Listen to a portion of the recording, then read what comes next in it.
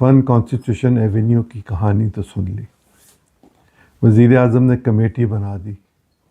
C D A گرانے کی تیاری کر رہا ہے، کیا ہوگا یہ تو میں نہیں جانتا، لیکن یہ کہانی جہاں سے میرے دوستوں نے شروع کی اس سے پیچھے بھی ایک کہانی موجود ہے جو میں آج آپ کے سامنے رکھوں گا۔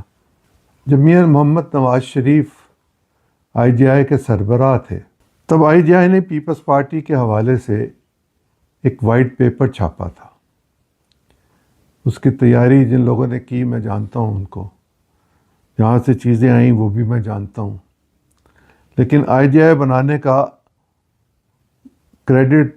جنرل حمید گل لیا کرتے تھے، جنہوں نے پاکستان کی سیاست کا بیڑا غرق کر دیا، اب تک ٹھیک نہ ہو سکے۔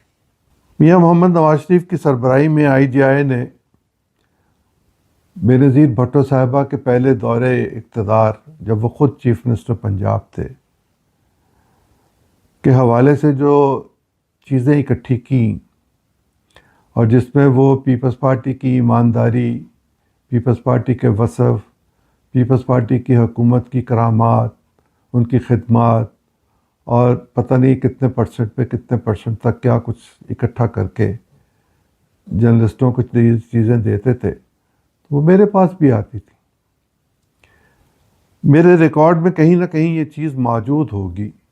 کل میں نے دانستہ اس پہ بات نہیں کی تھی، میرا خیال تھا کہ میں آج اپنے پیپرز میں تلاش کروں گا اور ان تفصیلات کو سامنے رکھوں گا، لیکن وہ بہت پرانی بات ہے، وہ معاملہ دب گیا تھا۔ ذرا غور کیجئے، اس میں جج صاحبان کے گھر ہیں، اس میں کھلاڑیوں کے گھر ہیں، اس میں سیاستدانوں کے گھر ہیں، اس میں انویسٹرز کے گھر ہیں،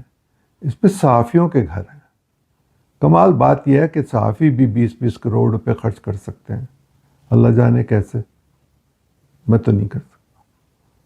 میرے لیے تو 1 کروڑ خرچ کرنا بھی ناممکن ہے، یہ ممکن نہیں ہے کسی صحافی کے لیے۔ میں نے تو جب کیریئر شروع کیا تو میں نے لوگوں کو سائیکل پہ دیکھا، بہت کم لوگ موٹر سائیکل پر ہوتے تھے، میں ان میں تھا جس کے پاس موٹر سائیکل تھی، لیکن میں تو اب دیکھتا ہوں بلٹ پروف لینڈ کروزرز صحافیوں کے پاس، اور میں نے ایسے صحافی بھی دیکھے جو ہیلری کلنٹن کو ریپبلکن امیدوار کہتے تھے، اس حکومت کے وہ عہدیدار ہیں، پچھلی حکومت میں بھی تھے، اس سے پچھلی حکومت میں بھی تھے، ہمیشہ ہی ہوتے ہیں، اور انہی لوگوں کو جگہ ملتی ہے۔